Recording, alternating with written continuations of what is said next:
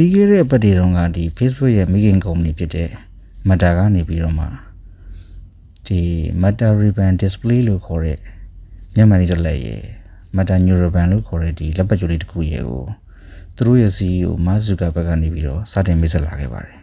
အဲဒီမိတ်ဆက်ပြီးရဲ့နောက်မှာပဲဒီတစ်ကမ္ဘာလုံးမှာရှိတဲ့ Dutch review လုပ်တဲ့သူတွေကကောဒီ YouTube ကဒီ Dutch YouTuber တွေကပါအကုန်2025ရဲ့ဒီနှစ်တာမှာအကောင်းဆုံးသော consumer touch product တစ်ခုဖြစ်တယ်လို့ဝိုင်းဝန်းညွှန်းဆိုခဲ့ကြပါတယ်အဲ့လိုဒီ2025ရဲ့ဒီနှစ်တာမှာအကောင်းဆုံးသော consumer touch product တစ်ခုဖြစ်တယ်လို့ညွှန်းဆိုခြင်းခံခဲ့ရတဲ့ Meta Ray-Ban display နဲ့ Meta Neural-Ban အကြောင်းကိုဒီဗီဒီယိုမှာတင်ဆက်သွားမှာဖြစ်ပါတယ် This is Meta Ray-Ban display.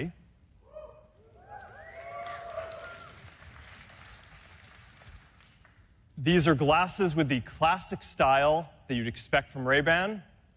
but they're the first AI glasses with a high-resolution display. And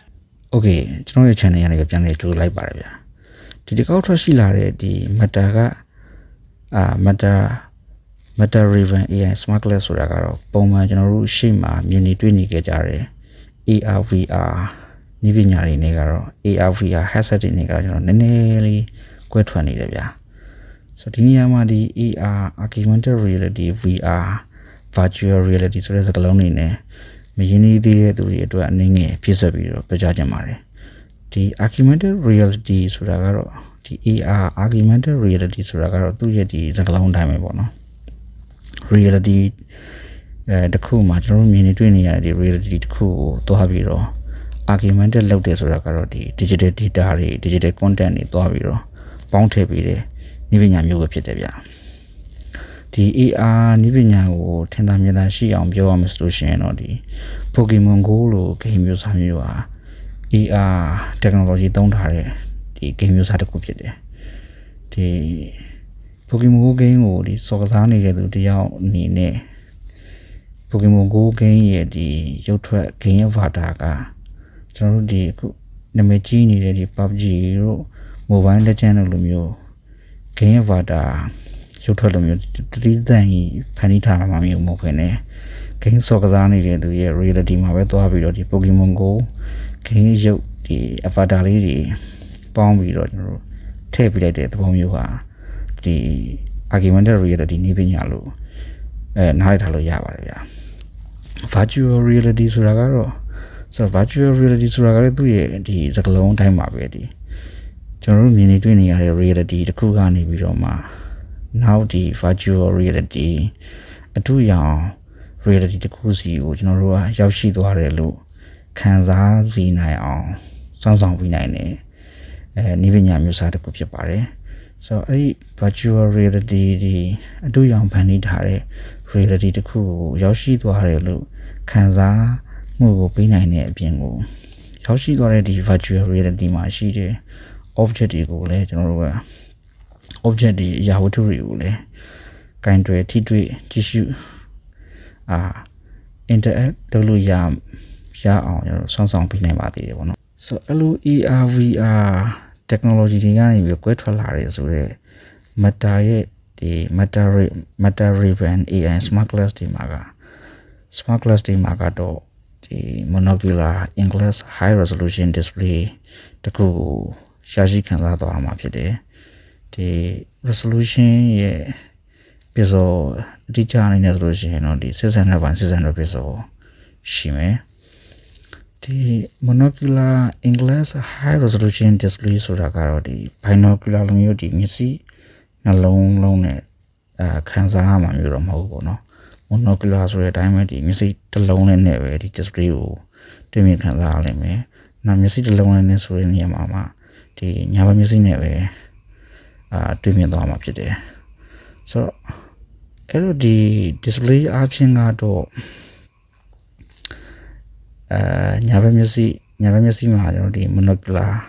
in-glass high resolution နဲ့တွေ့မြင်ရမှာဖြစ်လိမ့်မယ်ဆိုတော့အဲ့ဒီ display ကိုဘယ်လိုထိန်းချုပ်မှာလဲဆိုတော့အမေရတော့ရှိလိမ့်မယ်ပေါ့နော်ဆိုတော့အဲ့ဒီနေရာမှာဒီ Meta စောစောပြောခဲ့တဲ့ဒီ Meta Neural-band ရဲ့အခန်းကဏ္ဍစတင်ပြီးတော့ဝင်ရောက်လာပါတယ်။ Meta Neural-band ဆိုတဲ့ဒီလက်ပတ်ကျူးလေးကဘယ်လိုစောဆောင်မှုမှာလဲဆိုလို့ရှိရင်ဒီလက်ကောက်ဝင်းမှာရှိနေတဲ့ဒီ muscle activity ဒီကြွက်သား activity တွေကိုသွားပြီးတော့ sense လုပ်မှာဖြစ်တယ်။ဆိုတော့အဲ့ဒီမှာအာရုံခံပြီးတော့မှဒီ electric signal ထုတ်ပေးလိုက်မှာပေါ့နော်။အဲ့ဒီ electric signal နဲ့မှဒီမြင်နေရတဲ့ display ကိုထိန်းချုပ်သွားမယ်ဆိုတာကြီးကတော့အရင်ကြံနေဆိုတော့အဲဒါကြောင့်မို့လို့ဒီတချို့ကဒီ Meta AI Ray-Ban display ကအခုကျွန်တော်တို့အသုံးပြုနေတဲ့ smartphone တွေရဲ့ multi-touch widescreen technology ရဲ့ပေါ့နော်ဒီ next generation ဒီ screen technology ဖြစ်တဲ့လို့လဲညွှန်ရတာမျိုးတွေရှိတယ်ဗျာဒီ next generation screen technology ဆိုတာကလည်းကျွန်တော်တို့နဲ့မစိမ်းနဲ့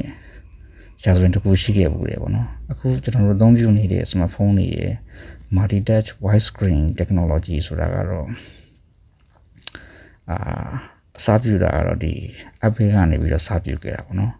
ချိန်ကာလအားဖြင့်ဒီ2009ခုနှစ်ဒီဇန်နဝါရီလ9ရက်နေ့မှာ Apple ရဲ့ဖခင်ကြီး Steve Jobs ကနေပြီးတော့မှဒီ keypad ဖုန်းတွေကြီးစိုးနေတဲ့ကာလကြီးတစ်ခုမှာ multi-touch widescreen technology သုံး iPhone ဆိုတာကိုစပြီးတော့မိတ်ဆက်ခဲ့တယ်ဆိုတော့အဲ့ဒီကာလမှာဒီ product အပြင်လေအရန်ကို revolutionary ဒီခေတ်ကိုပြောင်းနိုင်တဲ့အလားလာရှိသလိုမျိုးပဲ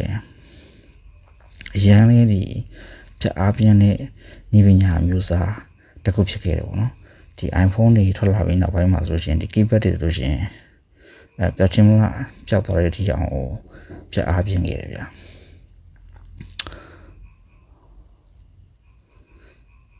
ဆိုတော့အဲ့လိုဖြတ်အားပြင်းတဲ့ multi-touch widescreen technology သုံး smartphone တွေရဲ့ next generation screen technology ဖြစ်တဲ့ Meta AI Ray-Ban မှာဘာတွေလုပ်လို့ရအောင်လဲဘာတွေလုပ်လို့ရအောင်လဲဆိုတော့ feature တွေနော်ဘာတွေလုပ်လို့ရအောင်လဲဘယ်လို feature တွေပါလဲဆိုလို့ရှိရင်တော့ဒီsilent messaging ဆိုတာမျိုးပါမယ်ဆိုတော့တချို့အနေထားတွေမှာဒီအိတ်ကထဲကနေပြီးတော့မှဖုန်းကိုထုတ်ပြီးတော့အရေးကြီးဝင်လာတဲ့ message တွေကိုစစ်ဆေးဖတ်ရှုဖို့အတွက်ခွင့်မသာတာမျိုးတွေရှိတတ်တယ်ပေါ့နော်ဆိုတော့အလိုအနေထားမျိုးတွေမှာဆိုလို့ရှိရင်ဒီhand gesture လေးနဲ့ပဲပေါ့နော်ဒီဝင်လာတဲ့ဒီ incoming message တွေကိုဖွင့်ဖောက်ဖတ်ရှုတာတွေနောက်ဒီ message ပြန်ပြီးပြပို့တာမျိုးတွေကိုလုပ်နိုင်မယ်နောက်ဒီ Meta AI Ray-Ban display ကဒီသူ့ရဲ့ vision မှာဝင်လာတဲ့ဒီအခြားဘာသာစကားနဲ့ရေးထားတဲ့စာသားတိုင်းကိုသူကဒီ live translation ဘာသာပြန်ပေးနိုင်တယ်ပေါ့နော်နောက်တစ်ခုကတော့ဒီ Meta Ray-Ban AI Smart Glass နဲ့ရိုက်တဲ့ဓာတ်ပုံတွေက sharp ဖြစ်တယ်ကြည်လင်းနေပြတ်သားတယ်ပေါ့နော်နောက်ဒီ zoom အနေနဲ့ဆိုရင်လည်းဒီ 3x လောက်ထိကို zoom ချဲ့ပြီးတော့ကြည့်လို့ရတယ်နောက်တစ်ခုကဒီပေးရင် smart glass မှာဒီပေးရင် microphone နေနဲ့ဆိုလို့ရှိရင်တော့ဒီ6လုံးလောက်ကြီးကိုထည့်ပေးတာမျိုးရှိတယ်ဆိုတော့အဲ့ဒီ microphone တွေကနေတော့တစ်ဆင့်ပေါ့နော်ဒီအပြင်ကနေပြီးဒီ audio တွေကိုဒီ display ပေါ်မှာသွားပြီးတော့ဒီ subtitle ပေါ့နော်ဒီစကားတွေလိုမျိုးပဲဒီစာသားထိုးပေးတာမျိုးတွေလည်းလုပ်ပေးနိုင်တယ်ဆိုတော့အဲ့ဒါမျိုး feature ကတော့ဒီအခြားအာရုံချိုးတင်နေတဲ့သူတွေတက်ကတော့ကျွန်တော်အရင်အသုံးဝင်နိုင်မယ်နောက်တစ်ခုကတော့ဒီ navigation and map ပေါ့နော်ဒီကျွန်တော်တို့ဆိုတော့ဒီဖုန်းနဲ့ပေါ့နော်ဒီဖုန်းနဲ့ဒီ Google Map ကိုဖွင့်ထားပြီးဒီနေရာကိုခီးဆက်နေတဲ့အနေထားမျိုးတွေမှာဆိုလို့ရှိရင်ဖုန်း screen ကိုကြည့်လိုက်ရှေ့ကျွန်တော်လိုရာကိုကြည့်လိုက်ရတယ်ဖြာများနေတာမျိုးတွေရှိတတ်တယ်ပေါ့နော်ဆိုတော့အလုံးအနေထားမျိုးတွေမှာဆိုလို့ရှိရင်ဒီ Meta AI Ray-Ban display ပေါ်မှာ navigation ကိုတင်ပြီးတော့အထာကြကြကျွန်တော်ခီးဆက်နိုင်တယ်ဆိုတော့ okay ဒါကတော့ဒီအခုနာမည်ကြီးနေတဲ့ဒီ Meta AI Ray-Ban Smart Glass အကြောင်းကိုကျွန်တော်တင်ဆက်ခဲ့ခြင်းပဲဖြစ်ပါတယ်ဆိုတော့မိတ်ဆွေကိုကျွန်တော်ဒီ Meta AI Ray-Ban Smart Glass တွေကကျွန်တော်တို့အခုအသုံးပြုနေတဲ့ smartphone တွေကို